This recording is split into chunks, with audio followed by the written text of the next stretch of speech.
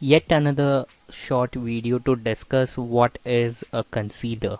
So the term concealer tells a lot about itself. The concealer is basically a feature or function that enables you to stay the malware unpredictable, undetected for longer period of time.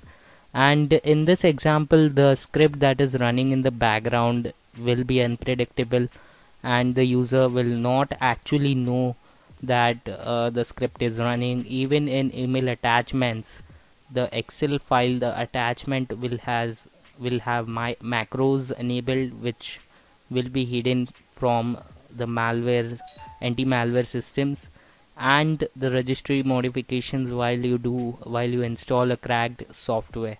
So these are the concealers in. And in our next video we'll be talking about bomb and what is it with an example.